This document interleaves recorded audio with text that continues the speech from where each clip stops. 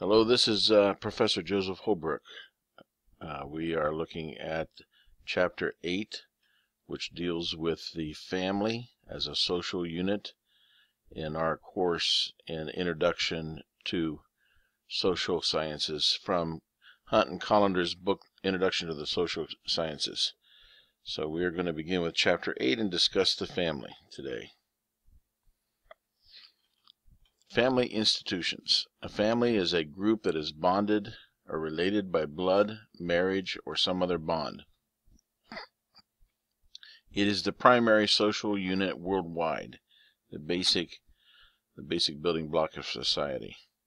Less than 10% of U.S. households are families with two parents and dependent children.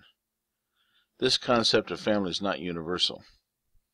That is the two-parent nuclear family. Marriage is a social institution marking a commitment between individuals.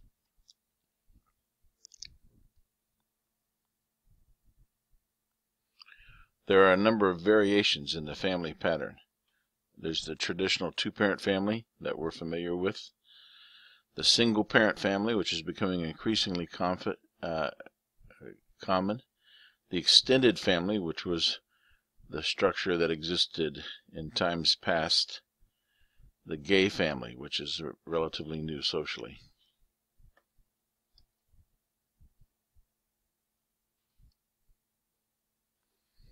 So some other variations are the number of mates.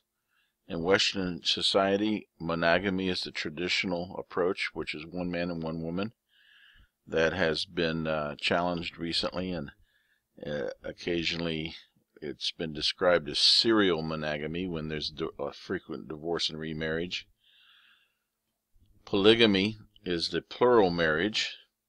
This was practiced in the Old West among the Mormons before the laws were passed against it. There's different kinds of polygamy, including polygyny, one husband with two or more wives, polyandry, one wife with two or more husbands, and synogamy, which is group marriage. Also, there can be same-sex marriage.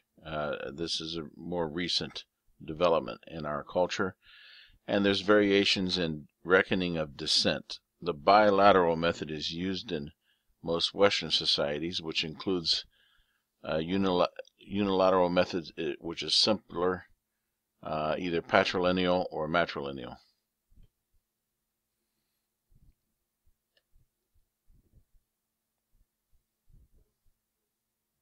Another variation is the selection of mates. Cultural differences are based on mate eligibility and who chooses the mate.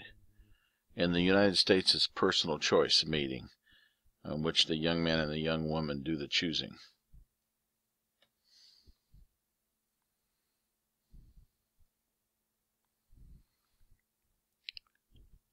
And other variations include family control. Who is in charge? Is it a patriarchy or a matriarchy? Or is it an egalitarian family? I've already mentioned the reckoning of descent. The unilateral method is the simplest method, which is either patrilineal or matrilineal. Here is an example of a family tree tracing back to two sets of grandparents.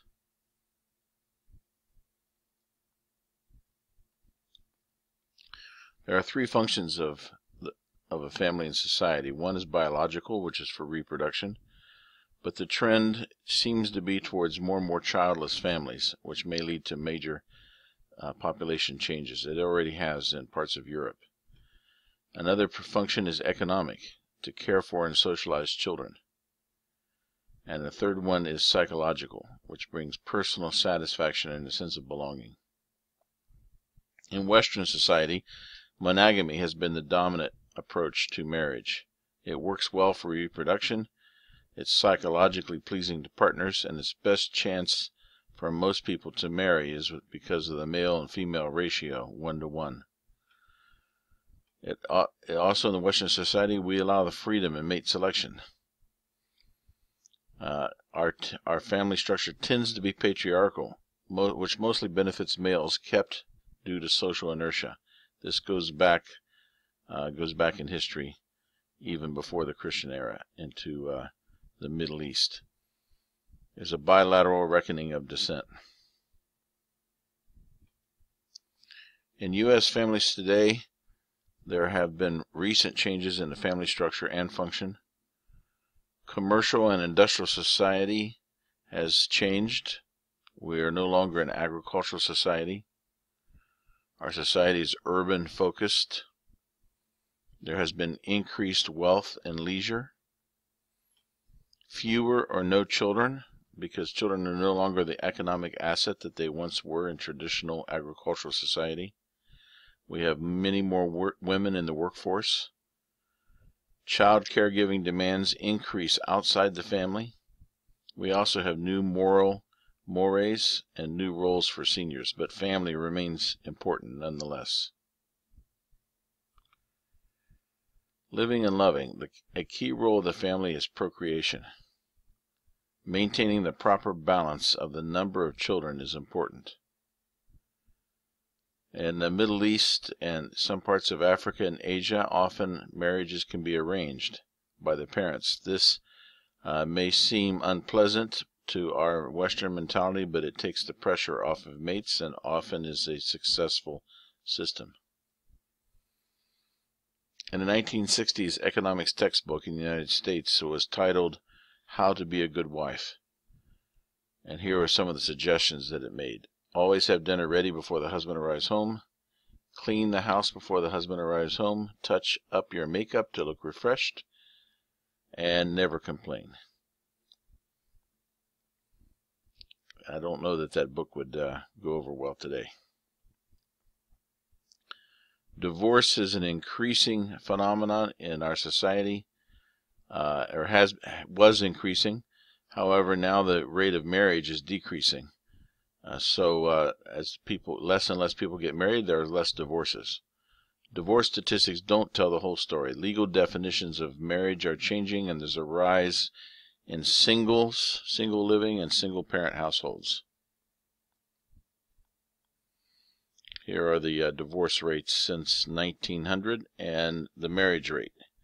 You see the divorce rate was rising through the 1950s and 60s and peaked around 1985 and then began to decline as marriages declined.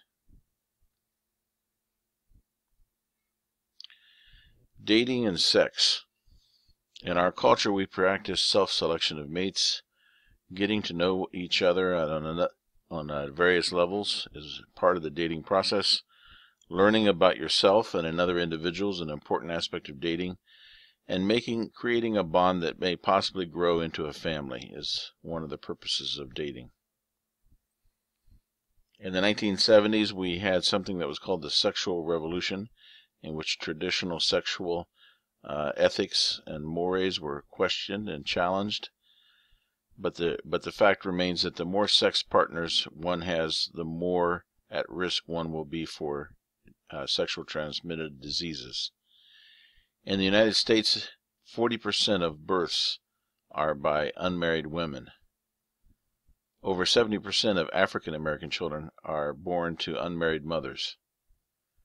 Most people remain single until they meet the right person. Children are not linked with marriage inherently. The decision to have a child is not an easy one and involves a number of complex factors. Middle-class individuals have more pressure to get married if they have a child together. Whether two individuals split or stay together, they are responsible to provide for their child. In the 1970s, there was an increase in the number of unmarried people living together.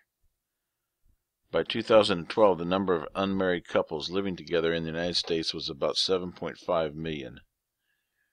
Some of the reasons that people prefer living together without having to be married are they want to avoid legal complications if they break up, and they're hesitant to commit to a long-term relationship.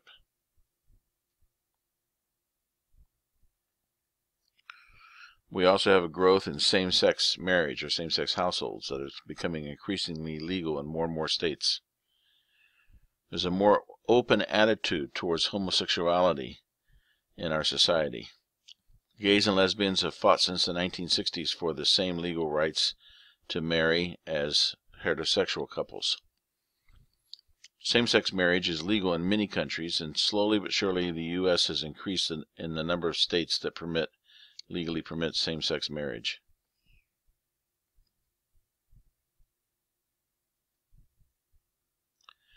Some technologies that are affecting families today are the increasing availability of contraception, the technology for treating infertility.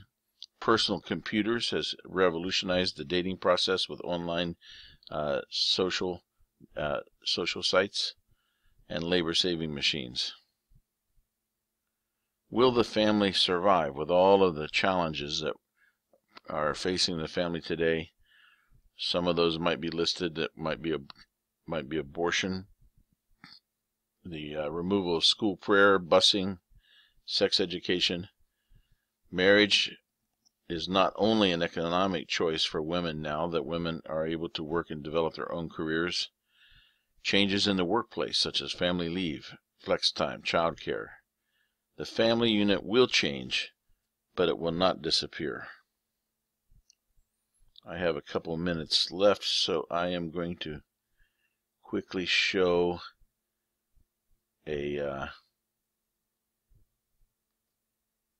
film, if I can find the right one.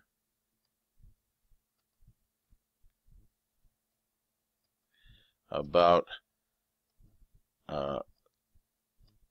multiple women having multiple husbands in, if I can find it, having multiple husbands in Mongolia. This is a society in which the women have, one woman marries several men.